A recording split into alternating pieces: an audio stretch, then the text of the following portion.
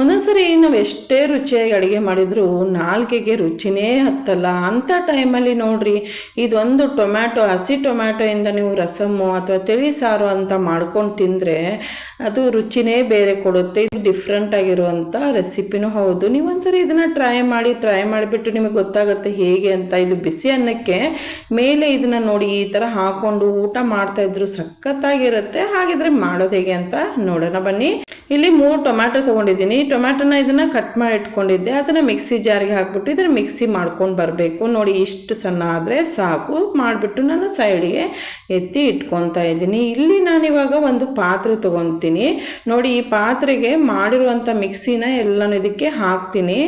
ನೋಡಿ ಹಾಕ್ಬಿಟ್ಟು ಇದಕ್ಕೆ ನಾನು ನೀರು ಮಿಕ್ಸ್ ಮಾಡ್ತಾಯಿದ್ದೀನಿ. ತಿಳು ಎಷ್ಟು ಬೇಕೋ ನೋಡಿಕೊಂಡು ನೀವು ನೀರು ಮಿಕ್ಸ್ ಮಾಡ್ಕೋಬೋದು. ನಾನು ನೋಡಿ ಇಷ್ಟೊಂದು ತಿಳುವಾಗಿ ಮಾಡ್ಕೊಂಡಿದ್ದೀನಿ. ಈ ಥರ ಮಾಡ್ಕೊಂಡ್ಬಿಟ್ಟು ಇದಕ್ಕೆ ಇವಾಗ ನಾನು ರುಚಿಗೆ ತಕ್ಕಷ್ಟು ಉಪ್ಪನ್ನ ಹಾಕ್ತಾ ಇದ್ದೀನಿ. ನಿಮಗೆ ರುಚಿಗೆ ಎಷ್ಟು ಉಪ್ಪನ್ನ ಹಾಕ್ಕೊಳ್ಳಿ. ಮತ್ತು ಇಲ್ಲಿ ಅರಿಶಿನ ಪುಡಿ ಕೂಡ ನಾನು 1 ಸ್ಪೂನಷ್ಟು ಹಾಕಿದ್ದೀನಿ.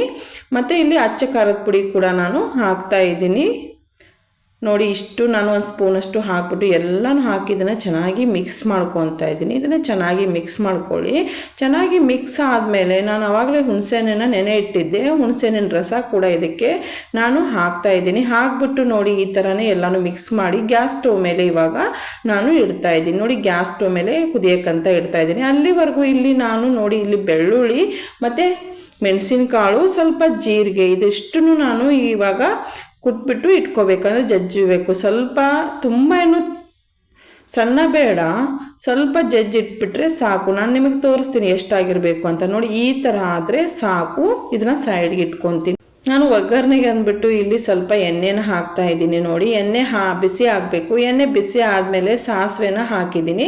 ಸಾಸಿವೆ ಚಟಪಟ ಅಂತ ಅನ್ನಬೇಕು. ಆವಾಗ ನಾನು 2 ರಿಂದ 3 ಇಲ್ಲಿ ಮೆಣಸಿನ್ಕಾಯಿ ನಾನು ಹಾಕ್ತಾ ಇದ್ದೀನಿ. ಮತ್ತು ಆವಾಗಲೇ ಕುಟ್ಟಿಟ್ಟುವಂಥ ಬೆಳ್ಳುಳ್ಳಿ ಎಲ್ಲ ಇದಕ್ಕೆ ಹಾಕ್ತಾ ಇದ್ದೀನಿ. ನೋಡಿ ಇದನ್ನೆಲ್ಲನೂ ಹಾಕ್ಬಿಟ್ಟು ಸ್ವಲ್ಪ ಹಸಿ ವಾಸನೆ ಸ್ವಲ್ಪ ಹಸಿ ವಾಸನೆ ಹೋದರೆ ಸಾಕು.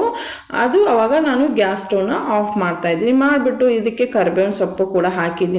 ಹಾಕಿ ಇದನ್ನು ಕೂಡ ಮಿಕ್ಸ್ ಮಾಡಿ ಸೈಡ್ಗೆ ಎತ್ತಿ ಇಡ್ತೀನಿ. ಆವಾಗಲೇ ನಾವು ಕುದಿಯೋಕೆ ಇಟ್ಟಿರೋದು ಏನಾಗ್ತಾ ಇದೆ ನೋಡೋಣ ಬನ್ನಿ. ನೋಡಿ ಇಲ್ಲಿ ನಾವು ಕುದಿಯೋಕೆ ಇಟ್ಟಿದ್ವಲ್ಲ, ಇನ್ನೂ ಕುದೀತಾ ಇಲ್ಲ. ನಾನು ಮೀಡಿಯಂ ಫ್ಲೇಮಲ್ಲಿ ಇಟ್ಟಿದ್ದೆ. ನೋಡಿ ಇವಾಗ ಇದು ಸ್ವಲ್ಪ ಕುದಿ ಬರ್ತಾ ಇದೆ. ನೋಡಿ ಈ ಥರ ಸ್ವಲ್ಪ ಕುದಿ ಬರುವಾಗ ನಾವು ಹಾಕಿರುವಂಥ ಅಂದರೆ ಒಗ್ಗರಣೆನ ಹಾಕಿದ್ವಲ್ಲ ಅದನ್ನು ಇದಕ್ಕೆ ಇವಾಗ ಹಾಕ್ಬಿಟ್ಟು ಮಿಕ್ಸ್ ಮಾಡ್ತಾ ಇದ್ದೀನಿ. ಮಿಕ್ಸ್ ಮಾಡಿಕೊಂಡು ಇದು ಚೆನ್ನಾಗಿ ಬಾಯ್ಲ್ ಆಗಬೇಕು.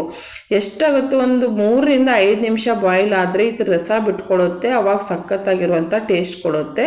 ನೋಡಿ ಇವಾಗ ಇದನ್ನ ಈ ಥರನೇ ಬಾಯ್ಲ್ ಆಗಬೇಕು. ನಾನು ಬಾಯ್ಲ್ ಆಗೋಕ್ಕೆ ಸ್ವಲ್ಪ ಹೊತ್ತು ಹಾಗೆ ಬಿಟ್ಬಿಡ್ತೀನಿ. ನನ್ನ ಚಾನಲ್ಗೆ ಇನ್ನೂ ನೀವು ಸಬ್ಸ್ಕ್ರೈಬ್ ಆಗಿಲ್ಲ ಅಂದರೆ ಪ್ಲೀಸ್ ಸಬ್ಸ್ಕ್ರೈಬ್ ಮಾಡ್ಕೊಳ್ಳಿ. ಬೆಲ್ಲೈಕನ್ನ ಪ್ರೆಸ್ ಮಾಡಿ ನೋಟಿಫಿಕೇಷನ್ ಆನ್ ಮಾಡ್ಕೊಳ್ಳಿ. ನಾನು ಹಾಕೋ ವಿಡಿಯೋಸ್ ಎಲ್ಲ ಬರುತ್ತೆ. ಇದನ್ನು ಮಧ್ಯಾಹ್ನ ಊಟಕ್ಕೆ ಅಥವಾ ರಾತ್ರಿ ಊಟಕ್ಕಂತಲೂ ಮಾಡ್ಕೋಬೋದು. ತುಂಬ ಅಂದರೆ ತುಂಬ ಟೇಸ್ಟಿಯಾಗಿ ಕೊಡುತ್ತೆ. ಈ ಮಳೆಗಾಲಕ್ಕಂತೂ ಮಾಡಿಸಿರುವಂಥ ರೆಸಿಪಿನೇ ಅಂತ ಹೇಳ್ಬೋದು. ಇವಾಗ ಹಸಿ ಟೊಮ್ಯಾಟೊ ರಸಮ್ ಅಥವಾ ತಿಳಿಸಾರು ರೆಡಿ ಇದೆ. ನಾನು ಒಂದು ಪ್ಲೇಟ್ ತೊಗೊಂಡಿದ್ದೀನಿ. ಅದಕ್ಕೆ ಬಿಸಿ ಅನ್ನನ ಸ್ವಲ್ಪ ಹಾಕ್ತಾ ಇದ್ದೀನಿ. ನೋಡಿ ಹಾಕ್ಬಿಟ್ಟು ಇದಕ್ಕೆ ಇವಾಗ ತಿಳಿ ಸಾರನ್ನ ಅಥವಾ ರಸಮ್ನ ಹಾಕ್ಕೊಂಡು ನಾವು ಊಟ ಮಾಡಿದ್ರಂತೂ ಸಖತ್ತಾಗಿರುವಂಥ ಟೇಸ್ಟೇ ಕೊಡುತ್ತೆ. ಖಾರವಾಗಿ ತುಂಬ ಅಂದರೆ ತುಂಬ ಟೇಸ್ಟಿಯಾಗಿರುತ್ತೆ. ನೋಡಿ ಇವಾಗ ತಿಳಿ ಸಾರು ಮತ್ತು ಬಿಸಿ ಅನ್ನ ಮತ್ತು ಒಂದು ಹಪ್ಪಳ ಇಟ್ಕೊಂಡು ಊಟ ಮಾಡಿದ್ರಂತೂ ಸ್ವರ್ಗನೇ ಅಂತ ಹೇಳ್ಬೋದು. ನೋಡಿ ತುಂಬ ಅಂದರೆ ತುಂಬ ಟೇಸ್ಟಿಯಾಗಿರುತ್ತೆ. ಒಂದ್ಸರಿ ಇದನ್ನು ಟ್ರೈ ಮಾಡಿಬಿಟ್ಟು ಕಮೆಂಟ್ ಬಾಕ್ಸಲ್ಲಿ ತಿಳಿಸಿ ಹೇಗೆ ಬಂದಿತ್ತು ಅಂತ. ಈ ಹಸಿ ಟೊಮ್ಯಾಟೊ ರಸಮ್ ಅಥವಾ ತಿಳಿಸಾರು ನಿಮಗೆಲ್ಲ ಇಷ್ಟ ಆಗಿದೆ ಅನ್ಕೊತೀನಿ. ಇಷ್ಟ ಆದರೆ ಫ್ರೆಂಡ್ಸ್ಗೆ, ರಿಲೇಟಿವ್ಸ್ಗೂ ಎಲ್ಲರಿಗೂ ಶೇರ್ ಮಾಡಿ. ಮತ್ತೆ ಮುಂದಿನ ವಿಡಿಯೋಲಿ ಮತ್ತೆ ಹೊಸ ರುಚಿಯೊಂದಿಗೆ ಮತ್ತೆ ಸಿಗ್ತೀನಿ. ಅಲ್ಲಿವರೆಗೂ ಎಲ್ಲರಿಗೂ ಧನ್ಯವಾದಗಳು.